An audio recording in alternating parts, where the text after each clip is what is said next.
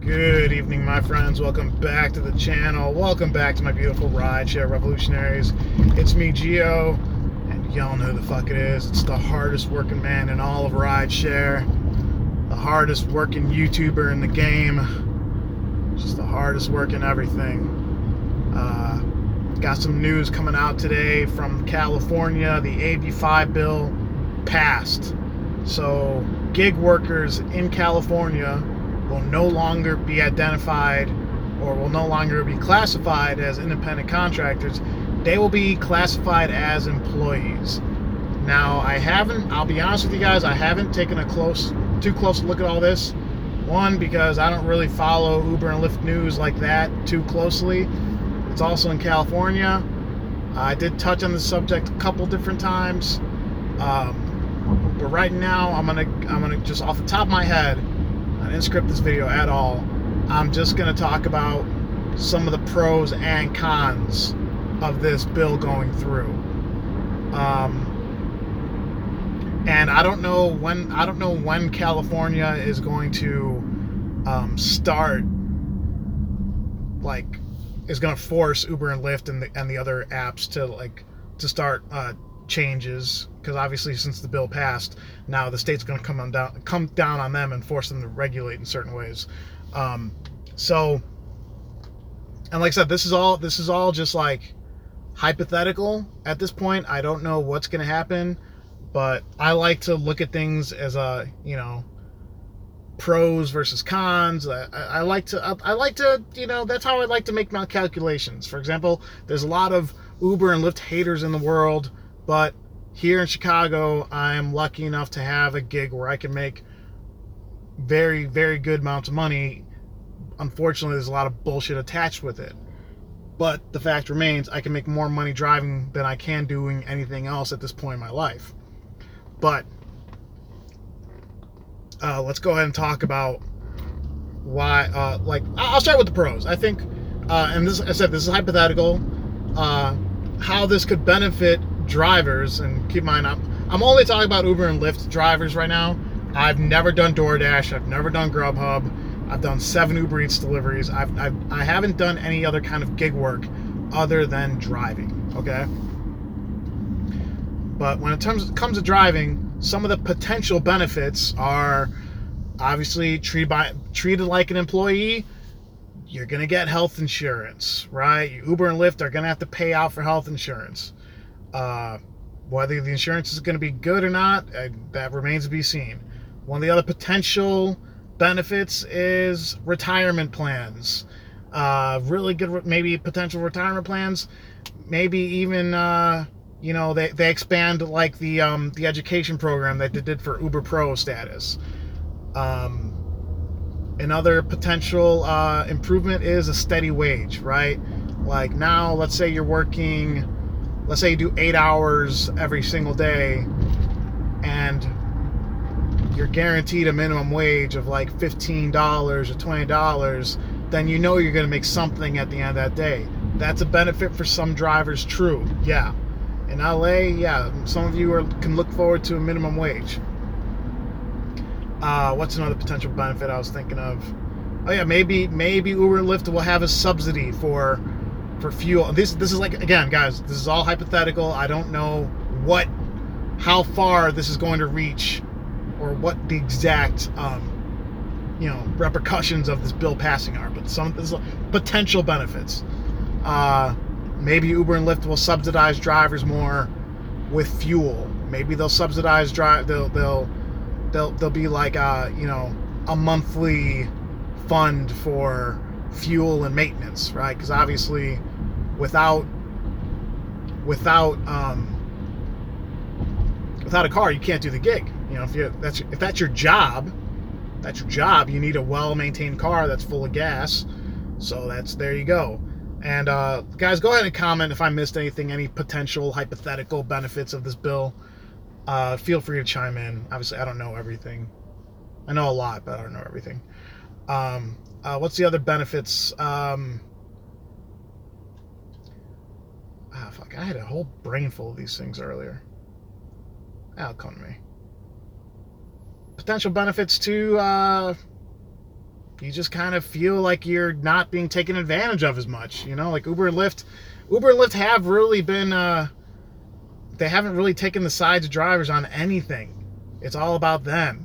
Now they're forced to, you know, if you're an employee in a company, then the company only grows and succeeds by your hard work.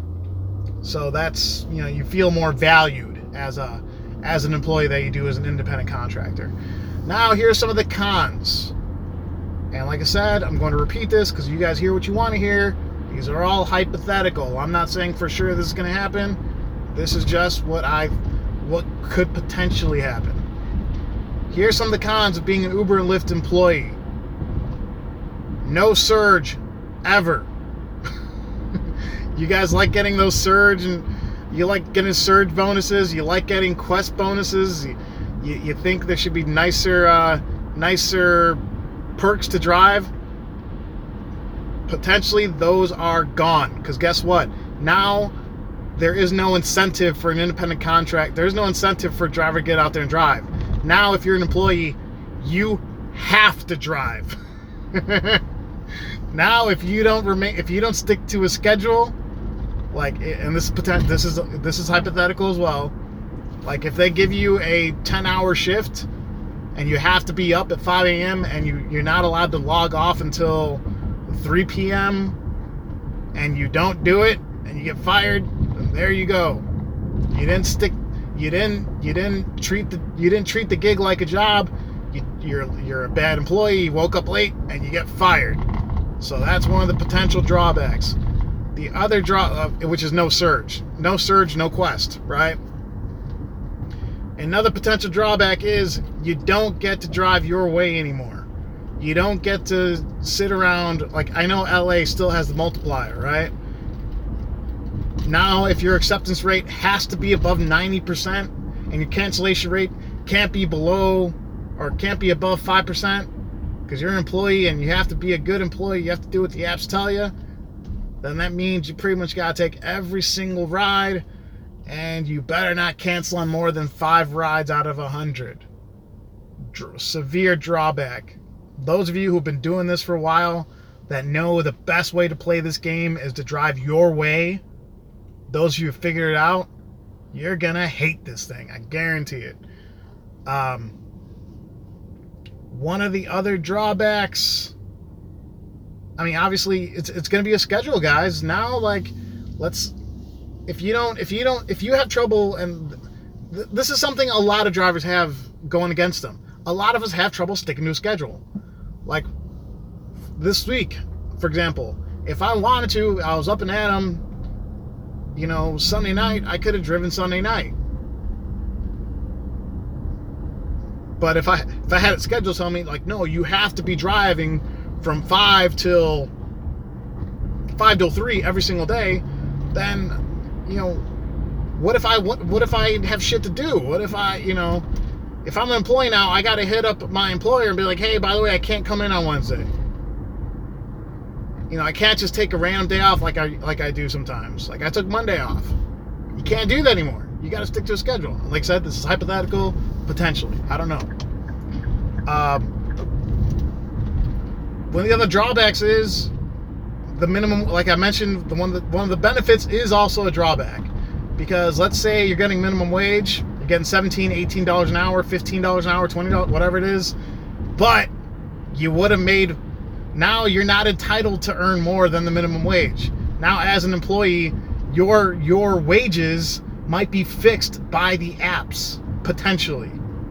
Uber and Lyft might decide you're only worth $15 an hour. And if they have strict requirements on like rates, like acceptance rates and cancellation rates, and sticking to a schedule, like, that could be a nightmare for some of you guys. It really can. And some of you who are more experienced drivers who are making $25-$30 an hour out there, you stand to lose money, potentially.